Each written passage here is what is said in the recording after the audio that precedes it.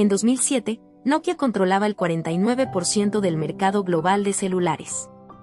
Su market cap era de $150.000 millones. 6 años después, el negocio entero se vendió a Microsoft por $7.200 millones. Tú tienes que entender que Nokia no era solo una empresa de tecnología en ese momento. Era el dueño absoluto de la comunicación humana con más de 900 millones de usuarios activos en todo el planeta. Su dominio era tan total que los analistas de la época no se preguntaban quién podría vencerlos, sino que tan grande sería su próximo récord financiero. En marzo de 2007, Nokia lanzó el modelo N95, considerado entonces como la cúspide de la ingeniería móvil con GPS, cámara de 5 megapíxeles y soporte para redes 3G. La empresa operaba con márgenes operativos del 20% y sus ingresos anuales superaban los 51.000 millones de euros. Los estados financieros mostraban una fortaleza inexpugnable, con una posición de caja neta que permitía recompras masivas de acciones y dividendos crecientes. Todo el mercado veía a un gigante en su pico de poder, ignorando que el 29 de junio de ese mismo año, el suelo empezaría a desaparecer bajo sus pies. Steve Jobs presentó el primer iPhone en San Francisco y la reacción inicial en la sede de Nokia en Espoo, Finlandia, fue de absoluta arrogancia. Los ingenieros jefes de Nokia desestimaron el dispositivo calificándolo como un juguete costoso que no sobreviviría a las pruebas de durabilidad más básicas. Criticaron la falta de un teclado físico y se burlaron de la duración de la batería en una red que apenas podía manejar datos. Para la directiva de Nokia, el iPhone era un artículo de lujo con fallas técnicas evidentes que nunca podría competir con la eficiencia logística de Symbian. Esa soberbia interna fue el primer paso hacia la destrucción de valor más rápida de la historia corporativa moderna. Nokia cerró el año 2007 con resultados récord y una cuota de mercado que rozaba el 50% en algunos trimestres clave. Los inversores celebraban porque el beneficio por acción seguía subiendo y el ratio de rentabilidad sobre el capital invertido era del 35%. Sin embargo, los estrategas más audaces empezaron a notar que el software, y no el hardware, se estaba convirtiendo en el centro de gravedad del negocio móvil. En 2008, el mercado global envió la primera señal de advertencia que la gerencia decidió ignorar sistemáticamente. Apple vendió 11,6 millones de iPhones en su primer año completo, mientras Nokia despachaba 468 millones de celulares de diversos modelos. A pesar de la diferencia en volumen, la cuota de mercado de Nokia cayó del 49 al 43% en solo 12 meses. La amenaza no era el número de teléfonos vendidos, sino quien se estaba quedando con los clientes de mayor valor adquisitivo y mejores márgenes.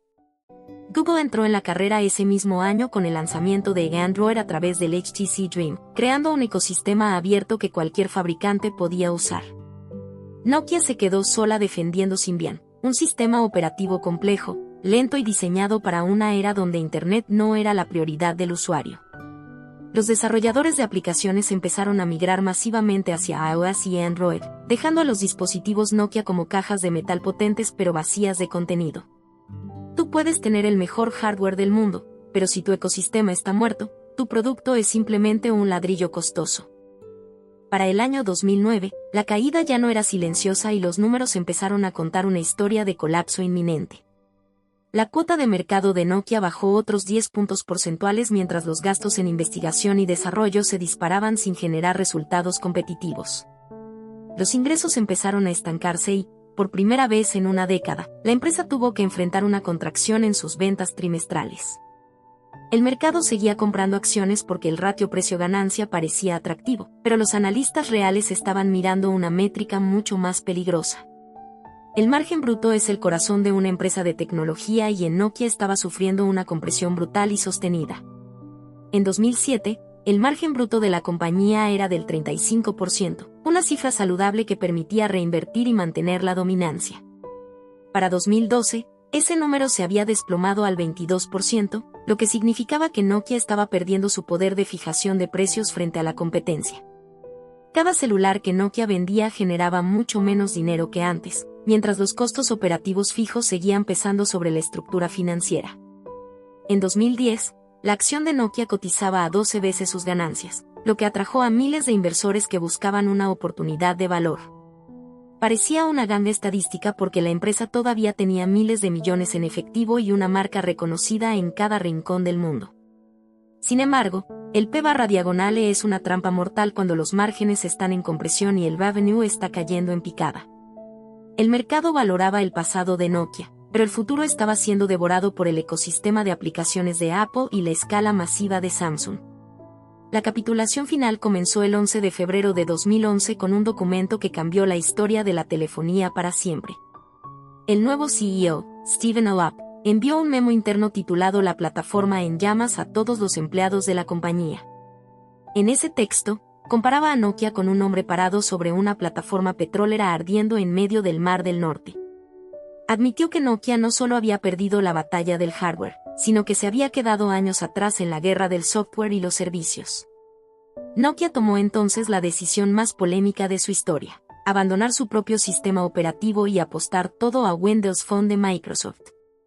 Esta estrategia fue un suicidio comercial porque alienó a su base de usuarios leales y no logró atraer a los nuevos consumidores de smartphones. En 2011, la cuota de mercado global de Nokia se hundió hasta el 23%, la mitad de lo que tenía solo 4 años antes. Los inversores entraron en pánico y la acción empezó a buscar niveles de precio que no se veían desde los años 90. Para mediados de 2012, el desastre financiero era absoluto y la empresa empezó a quemar caja a un ritmo alarmante de 200 millones de euros al mes. La acción, que alguna vez cotizó por encima de los $40, se desplomó hasta tocar el fondo de $1.50.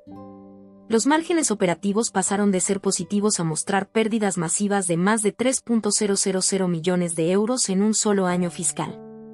El imperio de $150.000 millones se había convertido en una empresa que luchaba por no declararse en bancarrota técnica. Nokia tuvo que vender su icónica sede central en Finlandia y despedir a más de 10.000 empleados en un intento desesperado por detener el flujo de sangre financiera. Los bonos de la compañía fueron calificados como basura por las agencias de crédito, lo que elevó sus costos de financiamiento en el peor momento posible. Tú tienes que observar que la caída no fue por falta de dinero, sino por la incapacidad de adaptar un modelo de negocio rígido a una disrupción tecnológica total. En tecnología, el tamaño no es una protección, sino un lastre si no tienes la velocidad necesaria para pivotar. En septiembre de 2013, llegó el final del camino para la división que inventó el concepto de celular moderno. Microsoft anunció la compra del negocio de dispositivos y servicios de Nokia por apenas $7.200 millones, una fracción del valor que tenía 6 años antes. El mercado recibió la noticia con un alivio amargo porque significaba que la marca no moriría en la quiebra, aunque su gloria había terminado. Se destruyeron $142.800 millones en valor para el accionista desde el pico de 2007 hasta la venta final.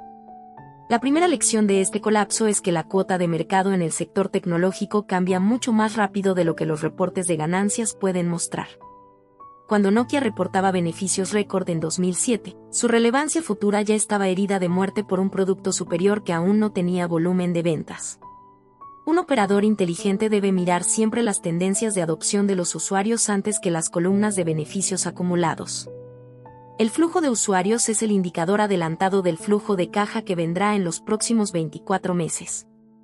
La segunda lección es que el ratio precio-ganancia es una métrica inútil si no se analiza junto con la tendencia del margen bruto. Nokia parecía barata durante toda su caída porque sus ganancias pasadas inflaban artificialmente los múltiplos de valoración. Una empresa con márgenes en compresión sostenida nunca es una oportunidad de valor, sino una trampa de valor que devora el capital de quien intenta adivinar el suelo. La disciplina financiera exige abandonar una posición cuando los fundamentos operativos se rompen, sin importar qué tan icónica sea la marca. Nokia sobrevive como una empresa de infraestructura de redes, pero el imperio que dominó el mundo de los celulares es solo un recuerdo en los libros de historia económica. Su caída demuestra que la arrogancia ejecutiva y la ceguera ante los cambios de paradigma son más peligrosas que cualquier competidor directo. El iPhone no solo destruyó a Nokia, sino que redefinió lo que significa ser una empresa exitosa en el siglo XXI. Tú debes recordar que en el mercado, la única constante es que nadie es demasiado grande para fallar si deja de innovar.